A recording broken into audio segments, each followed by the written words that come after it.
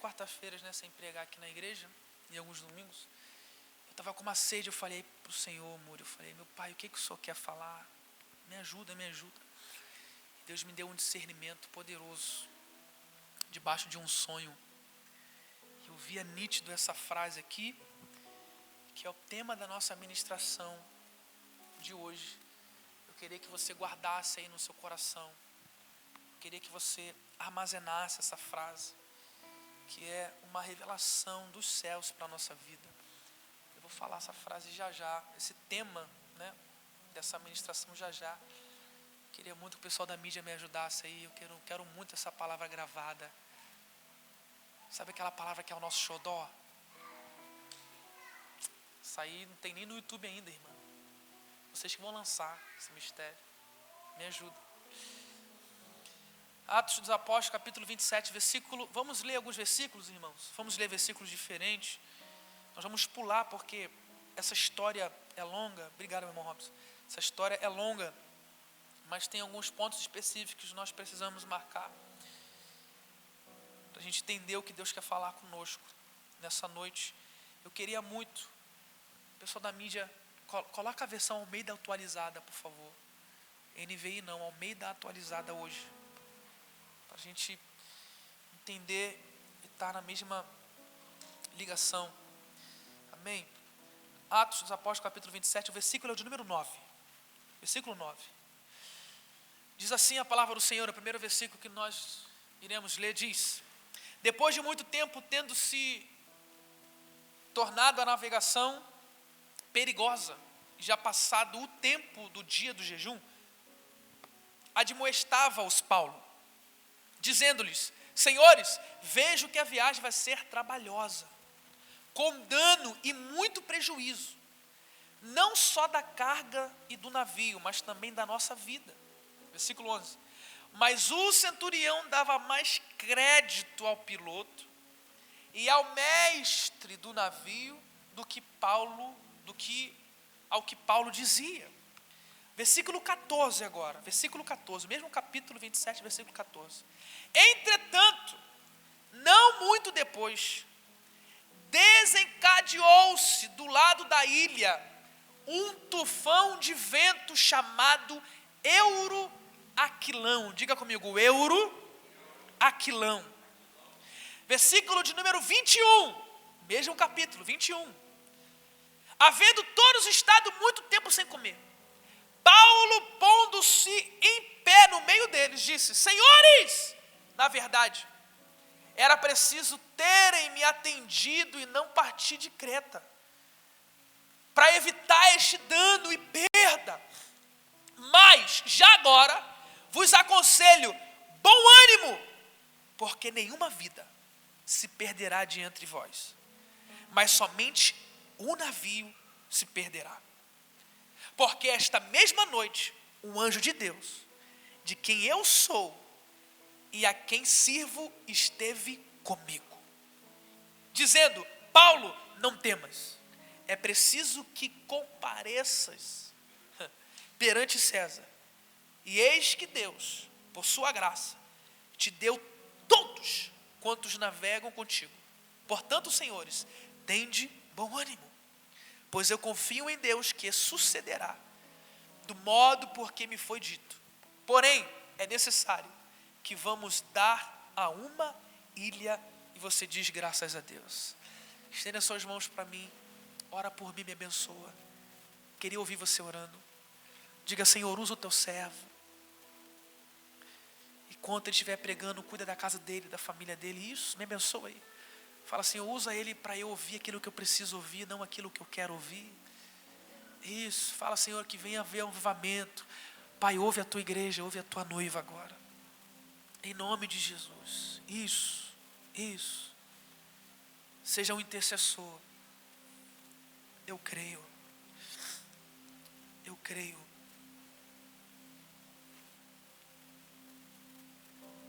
Diga amém. Querido, o tema dessa ministração é: o governo que eu exerço revela o destino que eu mereço. Eu vou repetir: o governo que eu exerço revela o destino que eu mereço. Se você lembrar, Fala para pelo menos 2 pessoas aí que estão do seu lado. Fala para ele, fala para ela. O destino que você exerce revela... Ou melhor, perdão. O governo que você exerce revela o destino que você merece. Vai. O governo que você exerce revela o destino que você merece. Toma sua assento adorando o Senhor, dando glória a Deus.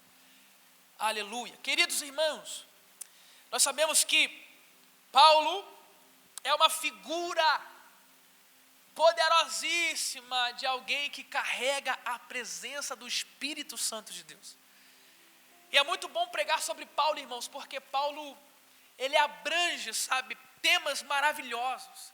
Você quer falar de avivamento, fala de Paulo. Você quer falar de conversão, fala de Paulo. Você quer falar sobre cura, fala de Paulo. Você quer falar de mudança de caráter, fala de Paulo. Você quer falar sobre persistência, constância, fala de Paulo.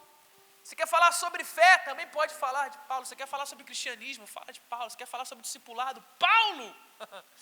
Para mim, depois de Paulo, também Davi é alguém emblemático demais, ao que tange palavras e temas, estruturas de mensagens.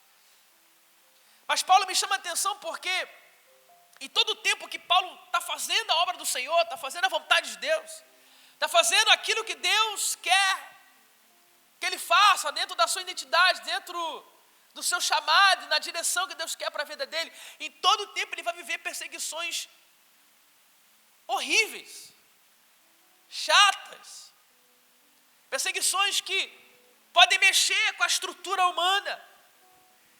Tem um capítulo inteiro que ele fala tudo que ele passou. Eu fui açoitado, eu passei fome, senti frio, fiquei sozinho. Tantas coisas que Paulo passou. Ele vai dizer que ele sabe lidar com a abundância, mas também sabe lidar com a escassez. Ele sabe lidar com a prosperidade, mas também sabe lidar com a pobreza, com a falta de coisas, com a ausência de coisas. E o que vai acontecer com Paulo? Paulo, dentro de uma cidadania romana, ele visita certos lugares para fazer a vontade de Deus e pregar o evangelho do Senhor. Porque o que Paulo mais amava era fazer isso, depois da sua conversão, depois que ele recebe o impacto do Espírito Santo de Deus. E quando ele visita Jerusalém, quando ele visita Judá, é um caos, irmãos. Todo mundo fica indignado com ele, pessoas se levantam e falam, rapaz, você está pensando que você é quem? E quando ele se levanta para fazer discípulos, aí que dá ruim mesmo. Porque sobre a vida de Paulo tem um governo poderoso, que é o governo do próprio Deus. Irmãos, e pregar para os romanos era difícil demais. Quando Paulo chega para pregar para os romanos, porque os romanos eram pessoas inteligentíssimas. Eles acreditavam em deuses, né, que faziam poemas maravilhosos.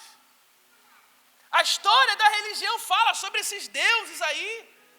Esses deuses que até hoje são adorados por certas pessoas. Aqueles deuses que é o mais estátuas que tem, um fica com a mão assim, aí outra com a mão assim. São pensamentos, são poetas. Aí Paulo chega para pregar para eles, Paulo fala assim, o bem que eu quero não faço, mas o mal que eu não quero, esse sim eu faço. Paulo começa também a escrever um poema para eles verem que Paulo não era de bobeira. Paulo também era brabo no negócio. Porque aonde que Deus colocava Paulo, irmãos, mesmo na sua humildade, na sua pequenez, Paulo se sobressaía como alguém que era grande. E deixa eu falar algo para você aqui nessa introdução. Ei, não tenha medo da pequenez que você é perante os homens. Por quê, pastor? Aqui você é pequeno, mas no céu você é grande. Quem está comigo aqui? Você já viu aqueles trocadilhos que as pessoas fazem? Outro dia eu fui visitar a casa de um amigo.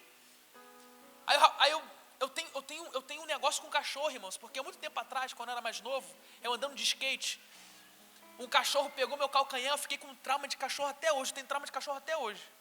Aí eu fui visitar a casa de um amigo, pastor Ronildo. Meu amigo falou assim, rapaz, cuidado com o gigante, hein? Eu falei, com o gigante? Tem um cachorro aí, o gigante, que ele é brabo demais. Aí, quando eu cheguei pelo muro assim, aí ele chegou na frente e falou, gigante? Rapaz, o gigante era desse tamanho assim, ó. Eu falei, esse aqui que é o gigante? Eu falei, pastor, brincadeira. Sabe esses trocadilhos? Mas, pastor, o que tem a ver isso? Aqui as pessoas te veem como pequeno, mas o céu está dizendo, é grande.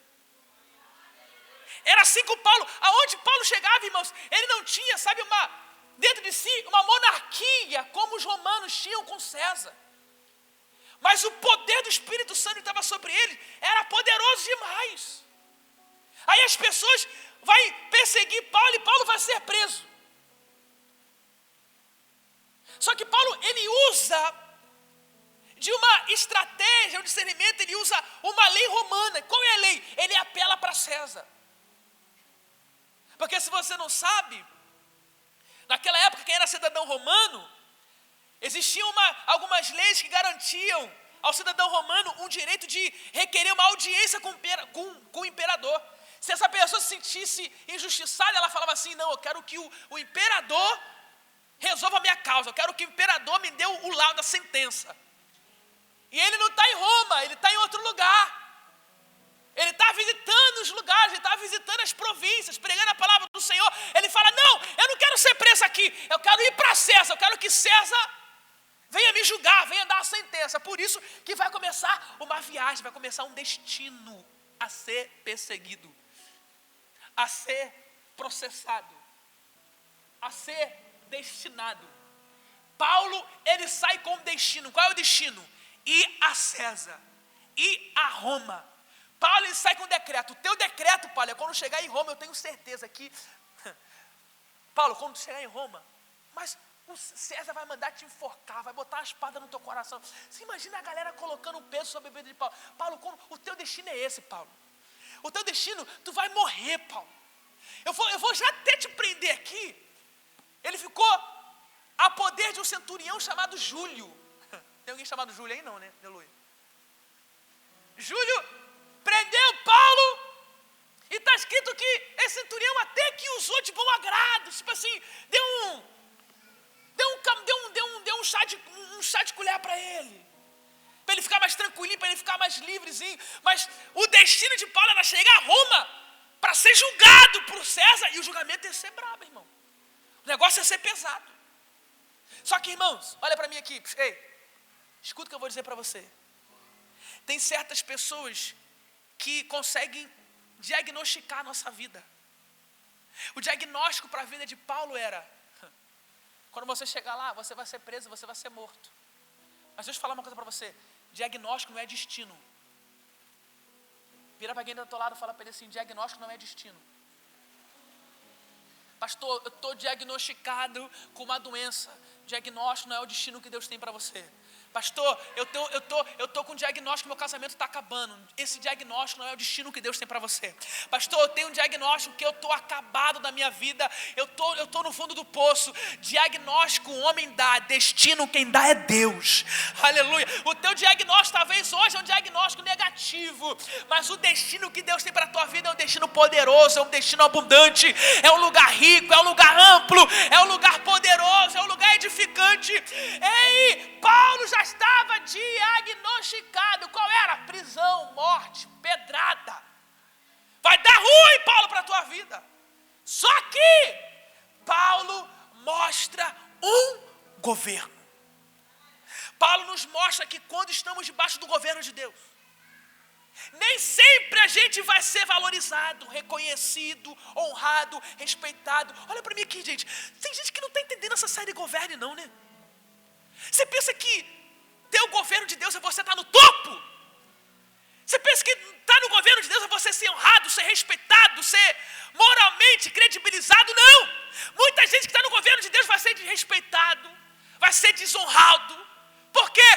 Lembra outra mensagem que eu preguei? Porque quando nós governamos aquilo que Deus quer, nós vamos frustrar pessoas. Nós vamos deixar algumas pessoas tristes. Por quê? Porque a gente não faz o que a carne manda. A gente não faz o achismo dos homens. Nós fazemos aquilo que Deus quer que nós façamos.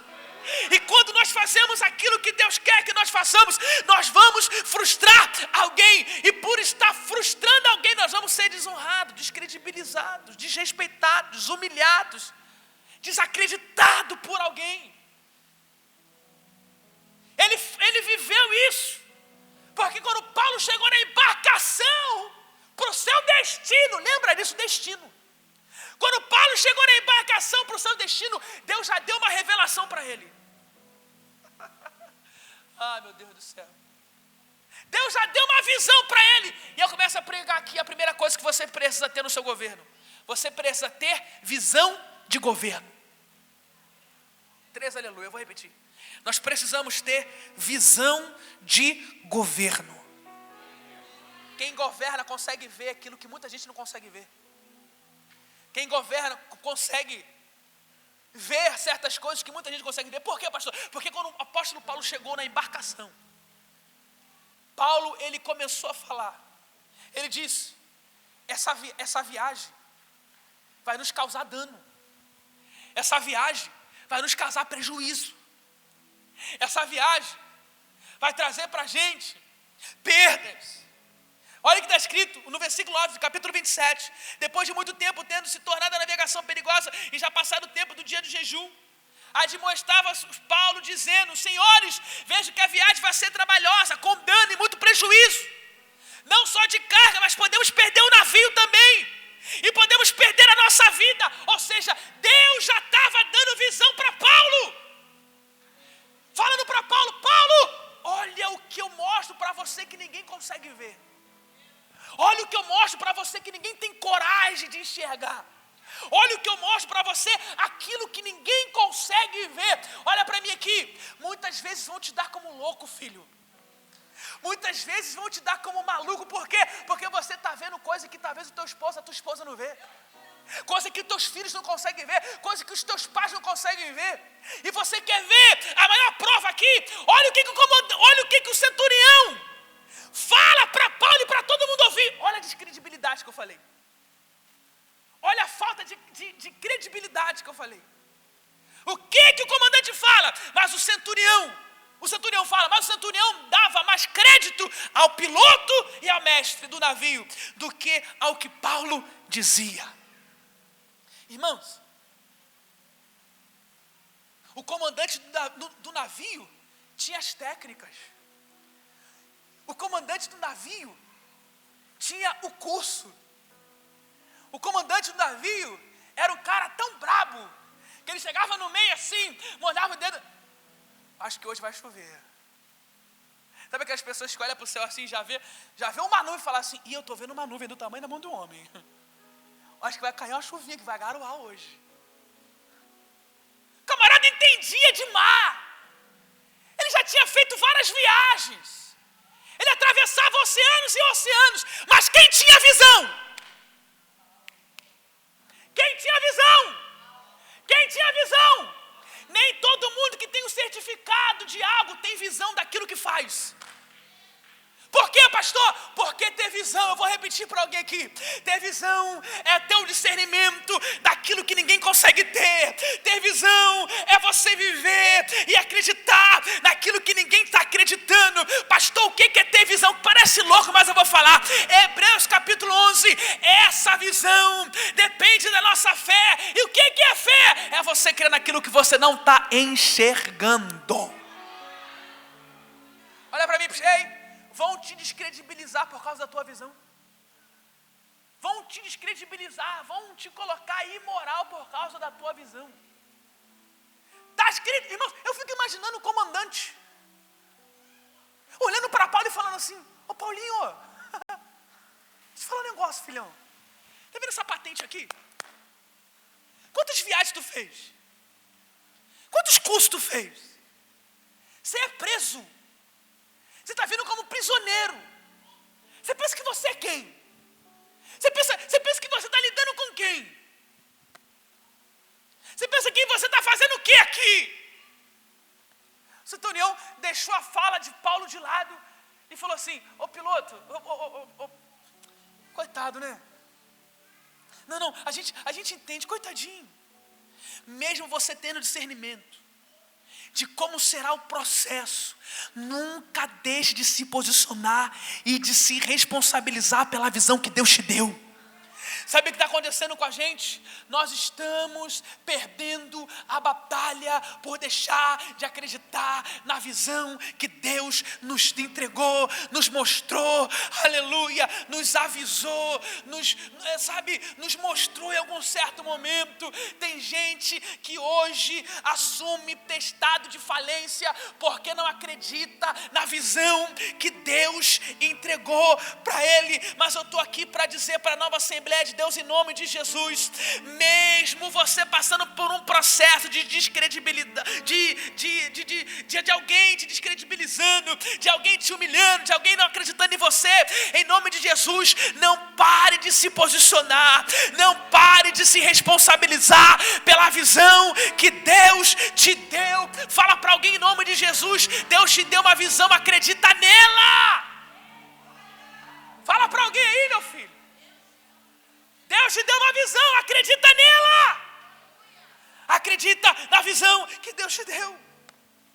Que tem gente, irmãos, que acha que por estar a maioria, tem gente que nivela Deus pela maioria. Irmão, Deus nunca trabalhou com maioria, gente. Pastor, Deus trabalhou com quem? Deus não trabalha com quem está preparado, Deus trabalha com quem está disposto. Não, pastor, tem um monte de gente preparada, tem um monte de gente cheia de curso, tem um monte de gente preparada, tem um monte de gente que é o top, mas está disposto. Disposto ao quê? A obedecer. Irmão, quando a palavra do Senhor fala sobre cruz, quando a palavra do Senhor fala assim: se você quer vir após mim, negue-se a si mesmo, tome a sua cruz e o quê? Tem gente que pensa que a cruz, irmãos, essas provas que a gente passa na vida aí. Pastor, o pneu furou, ó que cruz, ó. Não furou porque tu passou no buraco, varão. Pastor, saí de casa, pastor, ó, vou falar uma coisa para o Senhor.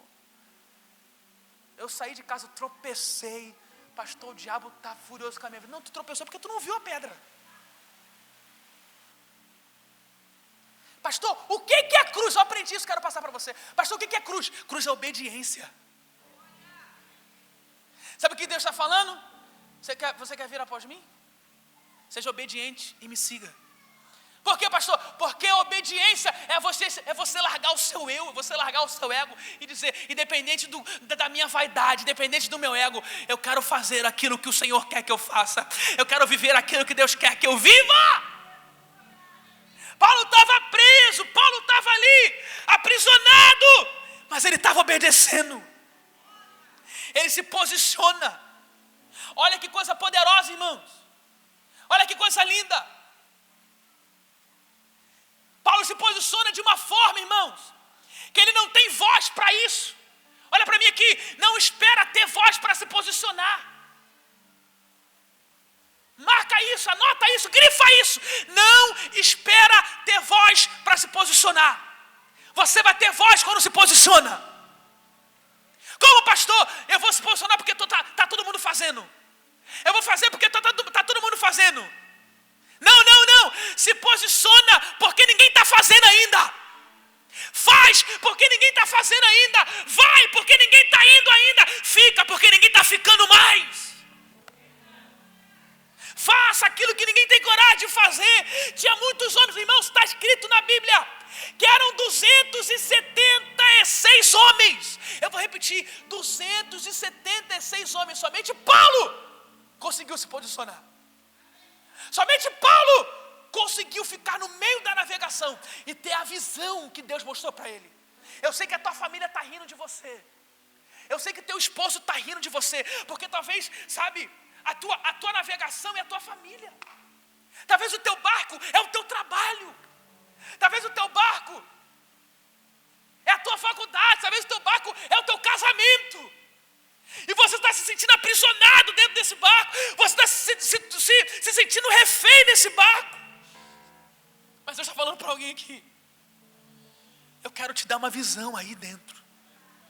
Irmãos, o governo de Deus não tem nada a ver com os diplomas e reconhecimentos humanos que nós precisamos receber nas mãos. Não, isso é bom, agrega.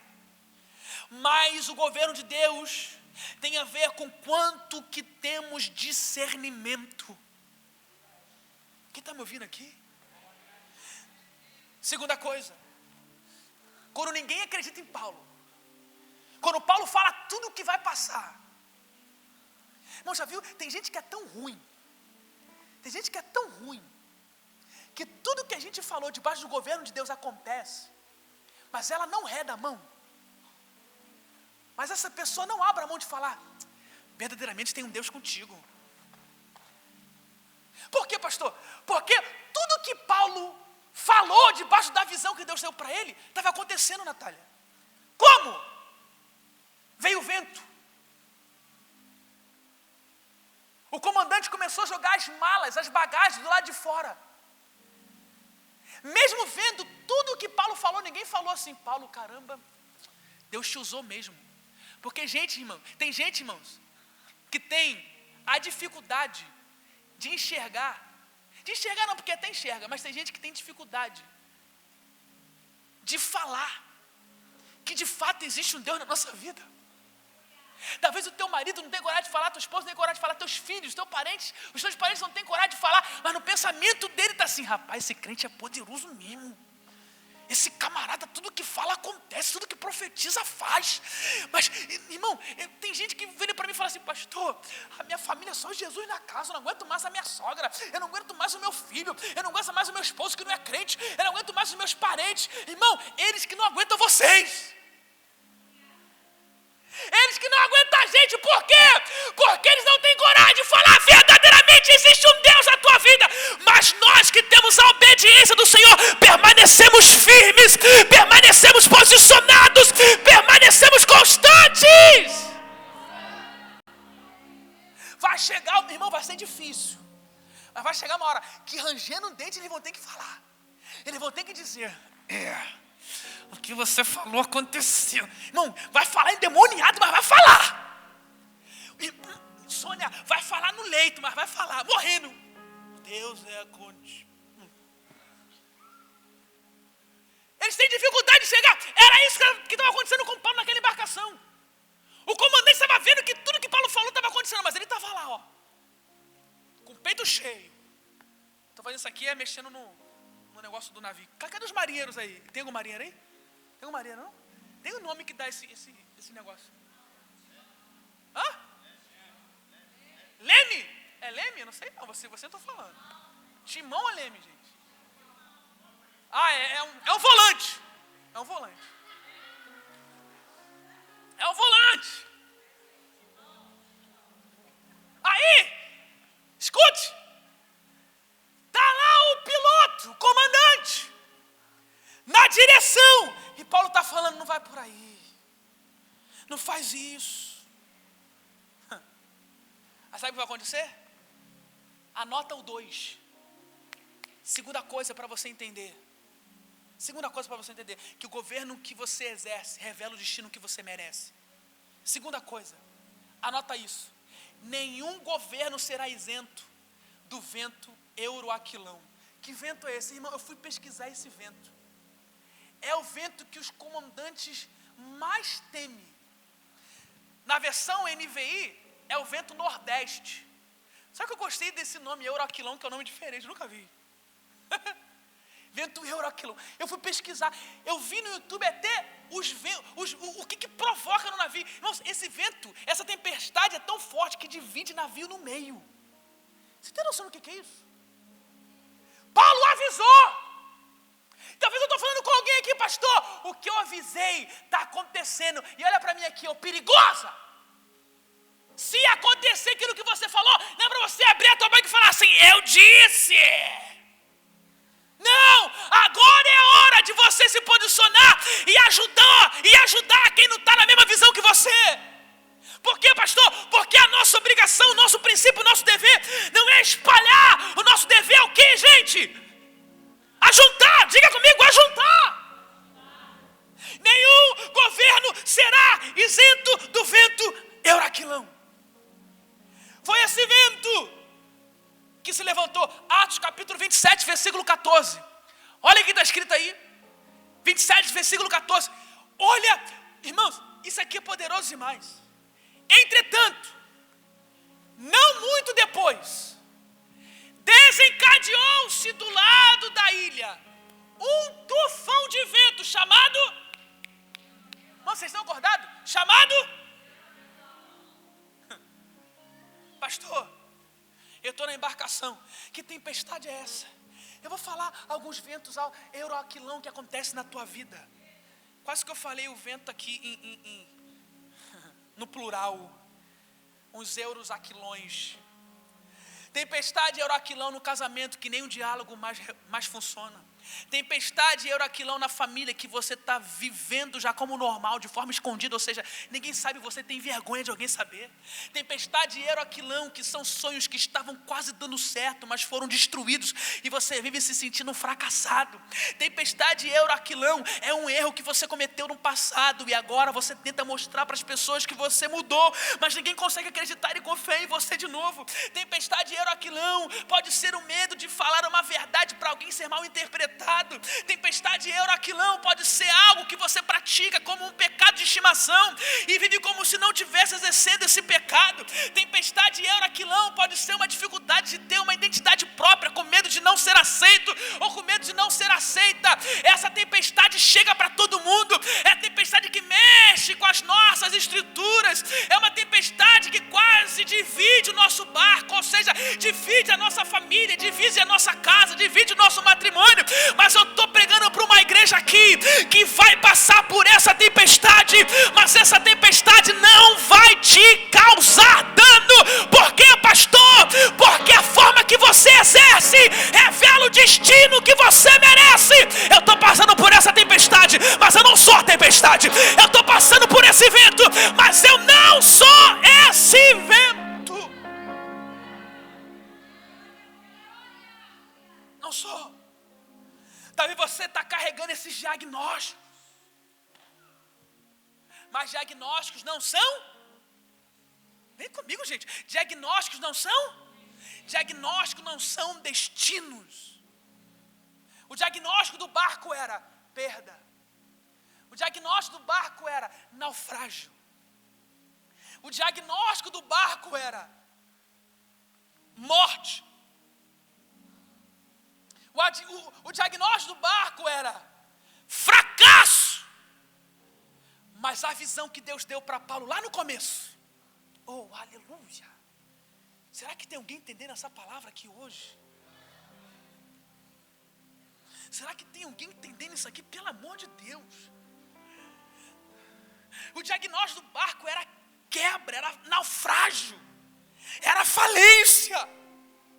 O diagnóstico do barco era decadência. As bagagens foram jogadas fora. Alguns utensílios do navio foram jogados fora. E outra coisa que aconteceu mais que eu esqueci de falar, eles estavam 14 dias sem comer nada, pastor Luiz. Irmão, passa 5 horas sem comer, já fica atribulado. Fica se tremendo, né? Meu Deus. Fica vendo estrelinha.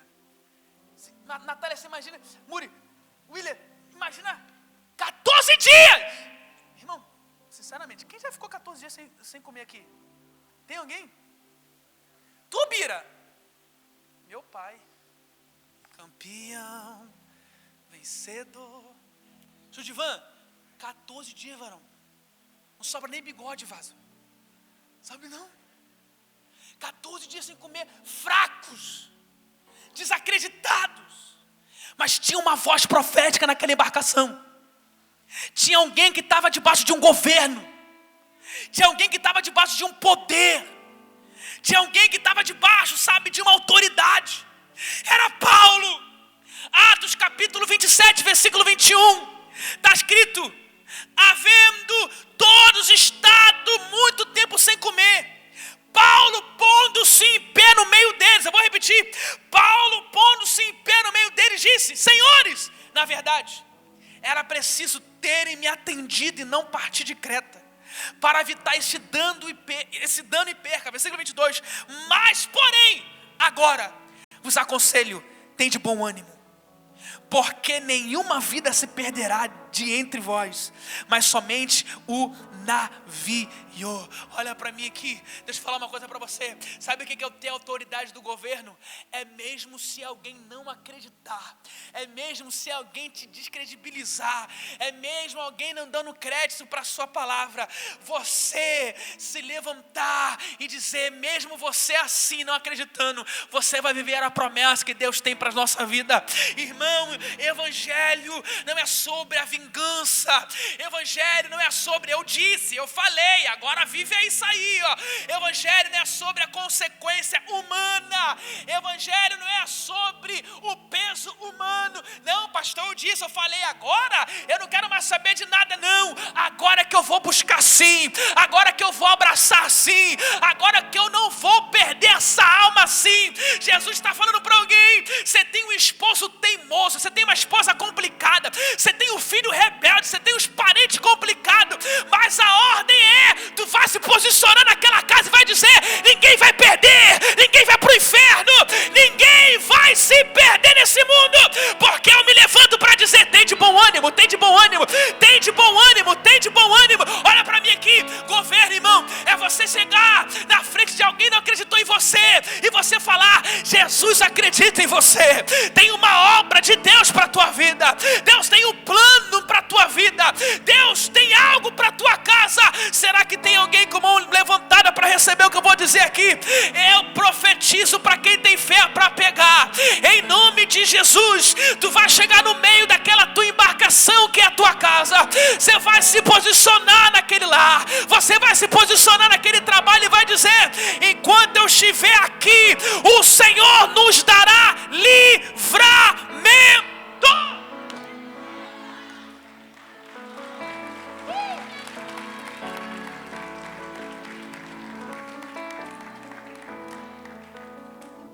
Livramento. Terceira coisa, anota. Mesmo descredibilizado, não deixe de se posicionar. Eu não sei, irmão, escuta o que eu vou falar aqui para você. Me mostra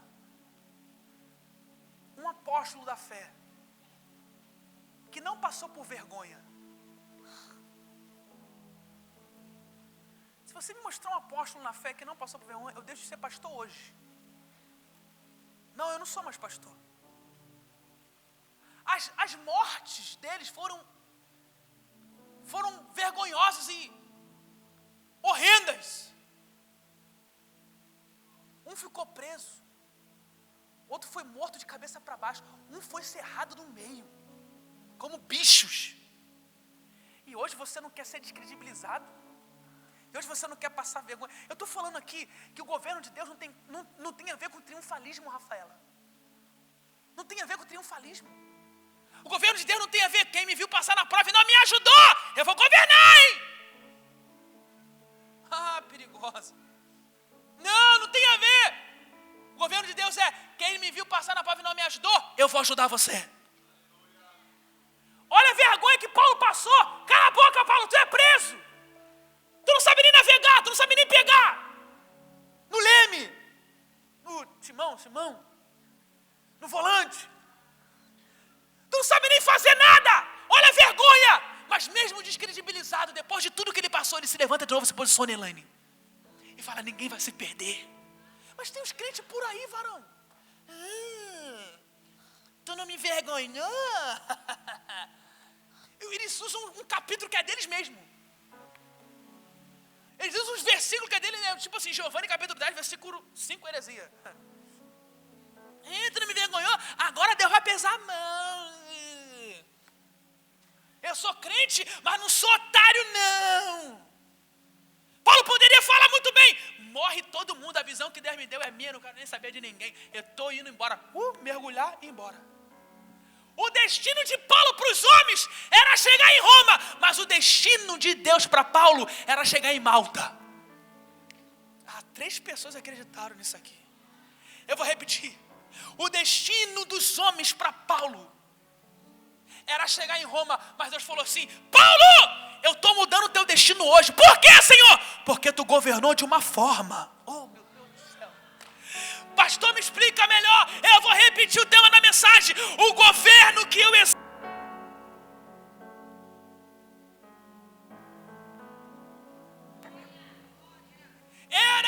O destino de Paulo era Roma.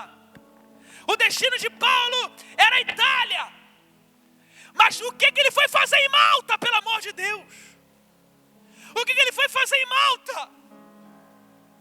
Quando Paulo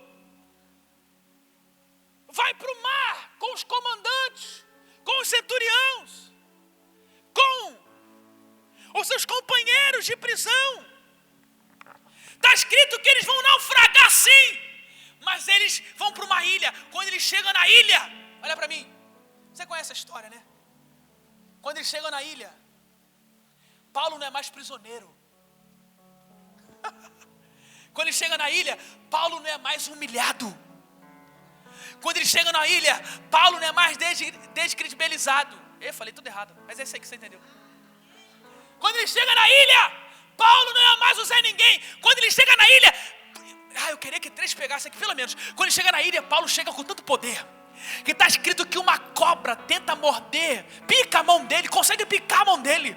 Mas Paulo está com tanto poder que ele pega a cobra. Parece que ele olha para a cobra e fala assim: me deram um destino, falaram que eu ia morrer esses dias. Eu saí lá de Judá, lá de Jerusalém, com destino para morrer. Mas eu passei numa navegação governando e me posicionando. Tu pensa que é quem, cobra? Eu vou te colocar no fogo para tu conhecer o governo do meu Deus. Oh, meu Deus do céu! Eu vou te colocar no fogo. Quando Paulo sacode a mão, quem estava no barco com ele, humilhando ele, desacreditando nele, olhou para ele e falou assim: ele é um Deus, ele tem um poder, ele é, sabe, um ser de outro lugar. Mas Paulo se levanta e diz: aleluia, eu sou alguém que tem o governo dos céus, eu sou alguém que tem o governo dos céus. O teu destino talvez é a morte para os homens, o teu destino talvez é falência para os homens, mas tem uma ilha para você passar. Oh, meu Deus do céu! Tem uma ilha para você passar hoje, tem uma ilha para você pousar hoje, tem um lugar para você descansar hoje.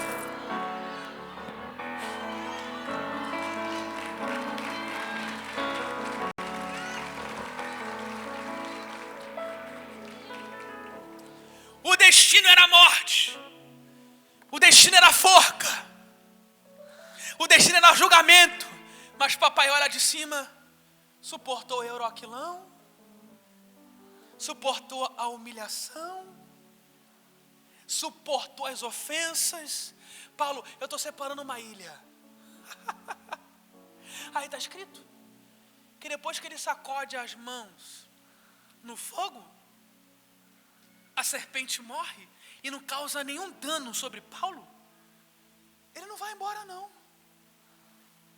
Ele fica procurando, o que tem mais para fazer aí debaixo do governo de Deus? Aí todos os doentes da ilha vão até Paulo. Um estava com uma enfermidade, Paulo está curado. Outro estava com uma enfermidade, Paulo está curado. Aí Paulo vai se hospedar na casa mais bonita da ilha, que era a casa de pai de Públio. Quem lê a Bíblia sabe o que eu estou falando. Pai de Públio era um príncipe da ilha. Era quem tinha a melhor casa daquele lugar. E Paulo ficou hospedado lá. Aquela casa na beira da praia. Igual a casa do Muri, do William. Igual a casa do Xandão. Na beira da praia. Aí Paulo entra, tem um enfermo lá. Aí Paulo ora, já foi curado. Irmãos, de um destino de naufrágio, Paulo vai para uma ilha para viver a glória de Deus. Por quê, pastor? Porque o governo que eu exerço revela o destino que eu mereço. Você não está entendendo isso aqui não. Aí eu vou terminar aqui agora falando para você o final dessa história. Atos capítulo 28, versículo de número 9. Atos 28, 9. Coloca aqui para mim. Bota aqui para mim. Só para você entender. Eu termino aqui mesmo. Feito isto, vinham também os demais enfermos da ilha. O que é que eu falei? E eram curados. Todo mundo estava enfermo na ilha. Era levado para Paulo e Paulo curava todo mundo. E estes nos distinguiram com muitas honras. Eu vou repetir isso aqui. Com muitas. Já que você subiu, William, vem cá. Vem cá. Sempre você é bezerro, é sempre você. Com muitas honras. E ao embarcarmos, puseram a bordo as coisas que nos eram necessárias. Olha para mim. O apóstolo Paulo e os mais de 200 homens chegaram na ilha sem barco, sem honra, sem nada. Saíram da ilha com barco, com honra. Não, tu não está entendendo não. Quer ver uma coisa aqui? William, faz aqui, faz assim. As pessoas chegavam para Paulo e falavam assim: Paulo, quem está precisando? Fala uma coisa que está precisando para viagem, alguma coisa, qualquer coisa. Roupas, preciso de roupas.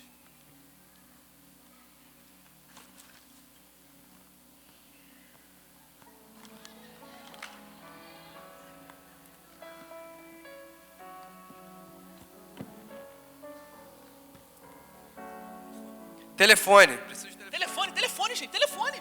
Paulo está pedindo, você é doido? Mas o que? Mantimento, cadê?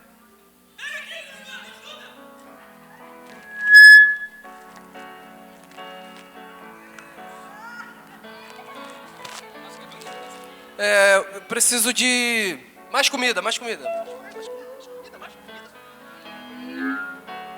Tudo que era necessário. Paulo não podia sair com nada. Mas o que, meu filho? Calçado, eu tô sem calçado.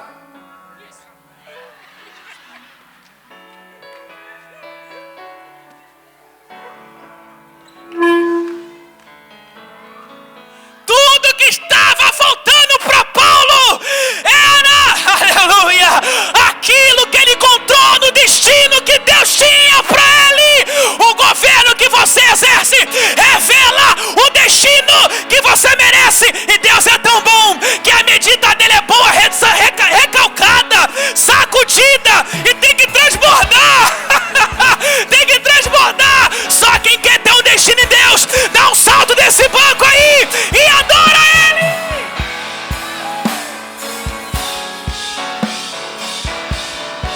Aleluia. Bate na mão de pelo menos 3 pessoas, fala para ele: o governo que você exerce revela o destino que você merece. Vai, bate na mão de alguém e fala isso para ele. O governo que você exerce revela o destino que você merece. O destino de Paulo era a morte. O destino de Paulo era a falência. O destino de Paulo era a humilhação. Mas Deus para o navio e fala: vai para a ilha, meu filho, que eu tenho honra para a tua vida. Eu tenho abundância para a tua vida. Eu tenho honras para a tua vida. Além de honras materiais, Paulo recebe um dom de cura poderoso. Ei, aquilo que você pede para o Senhor é muito pequeno com aquilo que Ele já tem para te entregar, em nome de Jesus. Feche os teus olhos. Quero orar por você. Quero te abençoar. Feche os teus olhos. Pai, oh Espírito Santo de Deus, talvez o inferno, o inimigo, tem falado para essa pessoa: o teu destino é essa humilhação que você passa, é essa mentira que você vive.